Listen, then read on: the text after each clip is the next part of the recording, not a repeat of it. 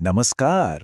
चलिए आज सफर करते हैं भारत के सबसे युवा और शायद सबसे डायनामिक राज्यों में से एक, तेलंगाना का। एक ऐसी जमीन जहां हजारों साल पुरानी परंपराएं भविष्य की टेक्नोलॉजी के साथ कदम से कदम मिलाकर चलती हैं। आइए इस कमाल की कहानी को समझते हैं। अच्छा, शुरुआत करते हैं इसके नाम से ही। ये तेलंगाना नाम आया कहाँ से? ये आया है त्रिलिंग देश से, यानी 3 शिवलिंगों की भूमि। मान्यताओं के अनुसार भगवान शिव ने 3 जगहों पर लिंग के रूप में खुद को प्रकट किया था: कालेश्वरम, श्रीशैलम और द्राक्षारामम। इन 3 मंदिरों को जोड़ने वाला क्षेत्र ही तेलंगाना कहलाया, जो इसकी गहरी आध्यात्मिक जड़ों को दिखाता है। और ये सिर्फ एक प्राचीन भूमि नहीं है। 2 जून 2014 को एक बहुत लंबे और भावुक आंदोलन के बाद तेलंगाना भारत का 28वां राज्य बना। जी हाँ, देश का सबसे नया राज्य, और यहीं से इसकी आधुनिक पहचान की शुरुआत हुई। तो चलिए थोड़ा और गहराई में उतरते हैं। अपने पहले हिस्से में हम इस राज्य की पहचान की परतों को खोलेंगे, इसकी पौराणिक जड़ों से लेकर इसके आज के आधुनिक स्वरूप तक। तो कुछ जरूरी बातें जान लेते हैं। राजधानी है हैदराबाद, जिसे कभी मोतियों का शहर कहते थे और आज साइबराबाद के नाम से जाना जाता है। ये नाम ही इसके बदलाव की कहानी कहता है। ये भारत का 11वां सबसे बड़ा राज्य है और चारों तरफ से महाराष्ट्र, छत्तीसगढ़, कर्नाटक और आंध्र प्रदेश से घिरा हुआ है। अब थोड़ा समय में पीछे चलते हैं। तेलंगाना का इतिहास बड़े बड़े साम्राज्यों की कहानी है और हर एक ने इस जमीन पर अपनी एक गहरी छाप छोड़ी है। देखिए, ये कहानी शुरू होती है प्राचीन सातवाहन वंश से, फिर आते हैं शक्तिशाली काकतीय, उनके बाद कुतुबशाही और फिर अमीर निजाम।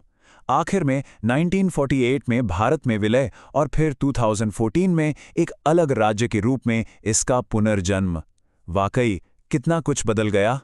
काकतीय राजवंश की तो बात ही कुछ और है। उन्होंने न केवल भारत की सबसे महान महिला शासकों में से एक रुद्रमा देवी को दुनिया से मिलाया, बल्कि वारंगल किले और रामप्पा मंदिर जैसे आर्किटेक्चर के नायाब नमूने भी बनाए। और एक मजेदार बात, दुनिया का मशहूर कोहिनूर हीरा भी गोलकोंडा की खदानों से इसी दौर में निकला था। उनकी बनाई टैंक सिंचाई प्रणाली तो आज भी इंजीनियरिंग का एक बेहतरीन उदाहरण मानी जाती है। फिर आया निजामों का दौर, जो अपनी बेहिसाब दौलत के लिए जाने जाते थे। लेकिन इस शान शौकत के पीछे एक और कहानी पनप रही थी। ये कहानी थी तेलंगाना आंदोलन की, एक ऐसा जनसंघर्ष जो नीलू निधलू नियामकालू यानी पानी, फंड और नौकरियों के लिए लड़ा गया। और इसी संघर्ष ने आखिरकार एक नए राज्य की नींव रखी।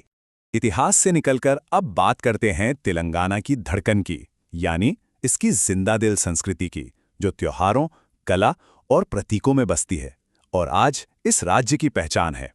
यहाँ के प्रतीक भी कितनी गहरी कहानियों से जुड़े हैं। चित्तीदार हिरण यानी जिंका रामायण के सुनहरे हिरण की याद दिलाता है। पाला पिट्टा पक्षी को दशहरे के दिन देखना बहुत शुभ माना जाता है। और जम्मी चिट्टू वो पेड़ है जहां पांडवों ने अपने अज्ञातवास के दौरान हथियार छिपाए थे। तेलंगाना की असली आत्मा तो इसके त्योहारों में बसती है। बतुकम्मा फूलों का एक अनोखा और रंगीन त्योहार है। बोनालू में देवी महाकाली को धन्यवाद दिया जाता है। और सम्मक्का सारक्का जतारा, जो एक माँ बेटी के बलिदान की याद दिलाता है। कुंभ मेले के बाद भारत का दूसरा सबसे बड़ा मेला है। और हाँ, खाने की बात कैसे भूल सकते हैं। हैदराबादी बिरयानी और हलीम सिर्फ खाने की चीजें नहीं हैं, ये तो तेलुगु और इस्लामी संस्कृतियों के जायकेदार संगम की कहानी सुनाते हैं। अब रुख करते हैं तेलंगाना के आधुनिक चेहरे की तरफ, एक ऐसा राज्य जो आज भारतीय अर्थव्यवस्था का एक बड़ा इंजन बन गया है। हैदराबाद ने खुद को एक नया नाम दिया है, साइबराबाद, जो भारत के सबसे बड़े ग्लोबल आईटी हब में से एक के तौर पर इसकी पहचान को दिखाता है। दुनिया की बड़ी बड़ी टेक कंपनियां यहां हैं। सोचिए, गूगल का अमेरिका के बाहर सबसे बड़ा कैंपस यहीं है। साथ में माइक्रोसॉफ्ट, अमेजॉन, एप्पल, फेसबुक, सबके बड़े बड़े सेंटर्स यहां मौजूद हैं।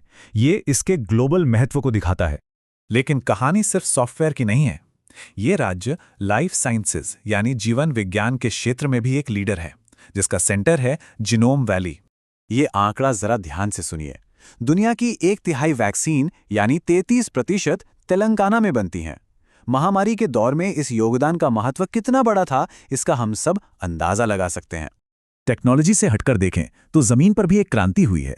एक सूखा पठार आज भारत का बीज का कटोरा यानी सीड बोल ऑफ इंडिया बन गया है। ये बदलाव मुमकिन हुआ है कालेश्वरम प्रोजेक्ट जैसे इंजीनियरिंग के करिश्मों की वजह से। ये दुनिया की सबसे बड़ी मल्टीपर्पज लिफ्ट इरिगेशन स्कीम है। आसान शब्दों में कहें तो ये गोदावरी नदी से पानी उठाकर उसे 500 मीटर ऊपर पठार तक पहुंचाती है, जिससे सूखे खेतों में जान आ जाती है।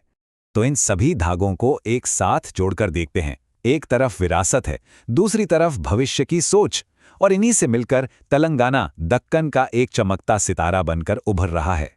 ये राज्य सिर्फ हाईटेक ही नहीं, बल्कि अपनी पारंपरिक कलाओं में भी माहिर है। पोचमपल्ली इक्त से लेकर हैदराबादी हलीम तक कई प्रोडक्ट्स को जीआई टैग मिला है, जो उनकी अनोखी पहचान और क्वालिटी की गारंटी है।